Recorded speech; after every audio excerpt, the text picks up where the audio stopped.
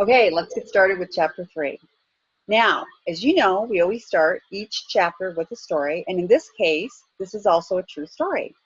So what happened is that I did some work for the Department of Human Services, and we decided to test to see how effective Core Purpose was with people that were dealing with generational poverty.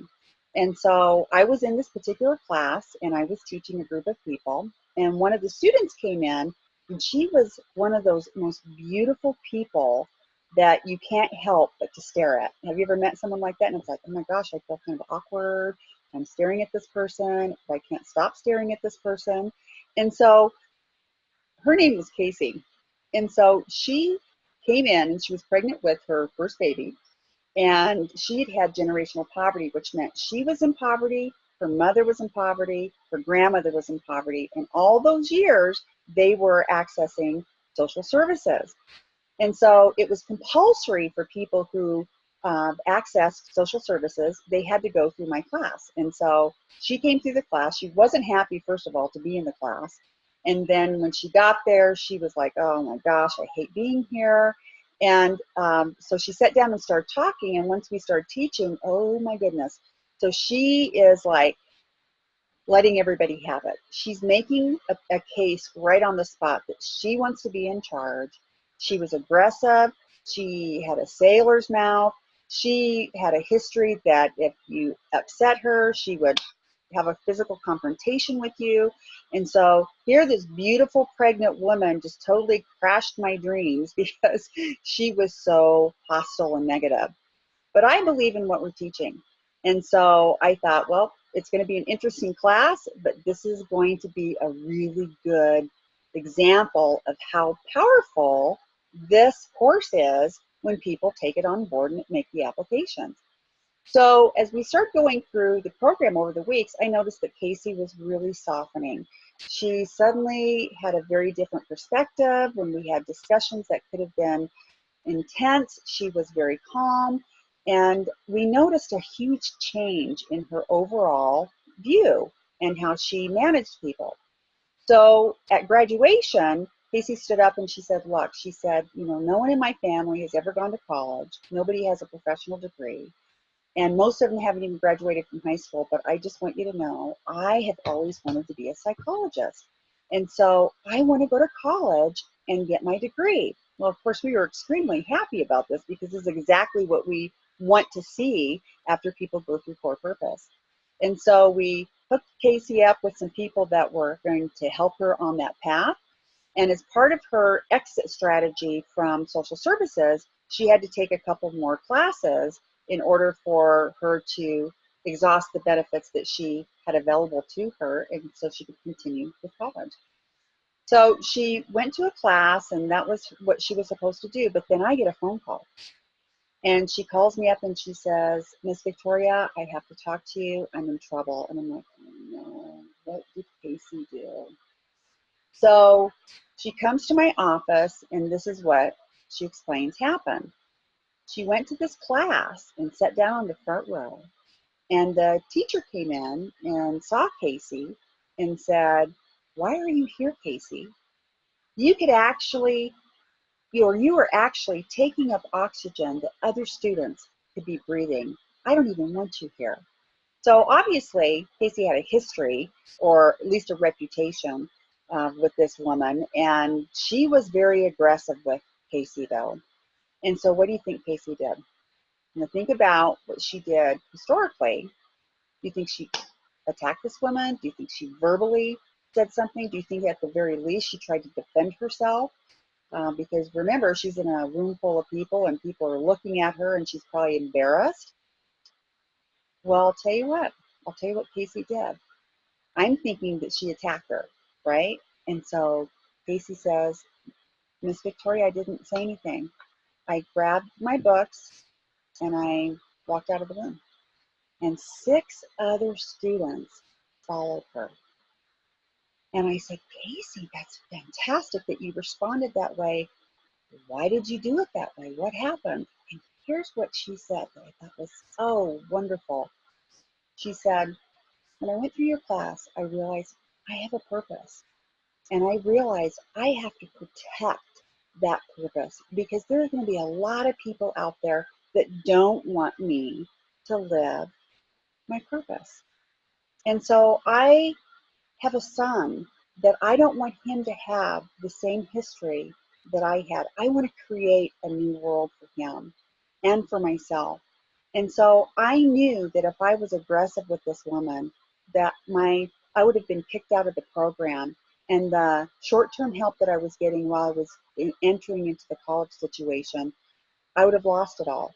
And so it was an easy thing for me to do to swallow my pride. I was embarrassed. What she did was wrong, but I have something to protect. And this woman had power over my future if I mishandled that situation. And so I came to you and I'm asking for help. And so I said, wow, this is just fantastic. So I was able to make a few calls and a few corrections were made with that situation because it was unacceptable. And Casey went on and got her degree in psychology. And of course, while she was in psychology, she met different people who were from different circles. And she ultimately ended up marrying somebody who was in medicine. And so her life has taken on a very different view. The relationships that she has in her life are very different. She understands the value of healthy relationships and personal boundaries and why all of these things are so important for us to protect. And that brings us to our next life lesson. And so you want to write this down. Nothing changes when nothing changes. And how we actually illustrate this is we say, nothing changes when nothing changes. So again, we're reminded the value of changing our thinking. If Casey had not changed her thinking, if she did not feel like it was worth, backing off and having a different reaction with this woman than she would have before, then Casey would have lost all of her potential education that she really wanted. That would have gone away. And she would have just been angry, and she might have even said, yeah, you know what, this goes to show you that nothing out there is going to change, and nobody's going to help me. They're out to get me, and I get sabotaged all the way, and people are betraying me. And so why try? Why even bother? And so, but in this case, she realized, no, that's an old way of thinking. That's the benefits model way of thinking. The investment way of thinking says, I need to respond differently so that I can actually move forward with my plans. I can move forward with my dreams. I can protect myself, my quality of life, and I can now protect my son and my family.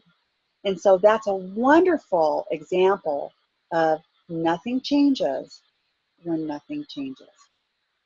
All right, now we're going to talk about boundaries. Boundaries, boundaries are really important. And one of the things that we recognize is that oftentimes people think that boundaries are for one thing when really they're more than just one thing. And that one thing I mean is what? When I say boundaries, what are you thinking about what a boundary does? Are you thinking stay out? It keeps people out of my quality of life? Well, if you thought that, you're not alone. Most people think that boundaries are all about keeping people out. And what we want to talk about is how boundaries are actually a little bit different. Yes, they do provide that insulation so that people shouldn't be coming in that shouldn't come in, but it's more than that. And we want to focus on the more than that. Boundaries are actually designed to create a safe place for you to grow and to really develop your quality of life. Now think about that. If you have a parameter and in this parameter, you say, this is my safe place. This is where I grow. This is not a hostile environment. I'm not being defensive saying, don't come in here. I'm trying to protect myself. I need everybody out. I'm just going to draw a boundary around myself and people can't get in. Because that's not a good use of boundaries. because there's many people who need to come in and teach us things and be part of our life. But if we have some pretty restrictive boundaries, we may miss those opportunities. And so let's look at this, and then we're going to expound on it a little bit more. Okay, boundaries protect. Boundaries provide personal growth. Boundaries show how we understand ourselves. Boundaries show that we respect ourselves. And so as you go through reading this, I want you to think about how boundaries have personally impacted you, but also I want you to think about, wow, who have I kept out because I'm afraid? I had a bad experience, I was traumatized or betrayed or hurt, and so I drew a boundary and said, you can't come in. Or, and then we realized later on that not just that person wasn't getting in, but other people weren't getting in either. Because that's what happens if we don't properly understand the use of boundaries. Boundaries are designed to create a safe place for us to grow. When my daughter was little, when Chelsea was 2 years old, I lived in a mountain community. And so we had a large piece of property, but it didn't have a fence. And I was worried about her wandering off. And actually, I was more worried about her wandering off than people coming in. And so we put up a really nice fence, and we went outside one day, and she was really excited to have this play area. And I said, Chelsea, see how big your yard is? And look at it's so wonderful, and it's safe. And oh my goodness, you get to play and run hard and grow inside this boundary. Isn't this a wonderful place? And so she learned early on that boundaries simply provide a place for you to grow. And so as we start going through the relationship piece, I want you to start thinking about how you can adjust some of your boundaries and look at your boundaries a little bit differently and realize, wow, if you don't have enough space in your personal world to develop and grow, you're going to feel it. You're going to feel the tension. You're going to feel stress. You're going to feel like people are crowding in.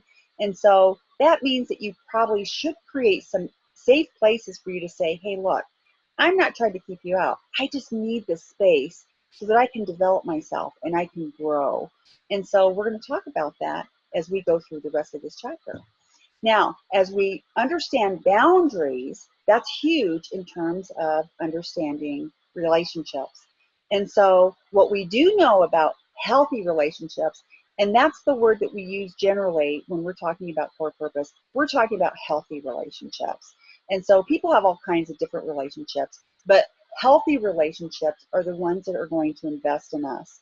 And these relationships help us to advance into our purpose, because healthy relationships open up doors of opportunities. And healthy relationships encourages you when you have those moments of doubt as you're pursuing your purpose, and sometimes growing pains that we all go through as we pursue our purpose. And so I want you to spend some time reading this after we get off of complete this session, and think about what healthy relationships mean to you.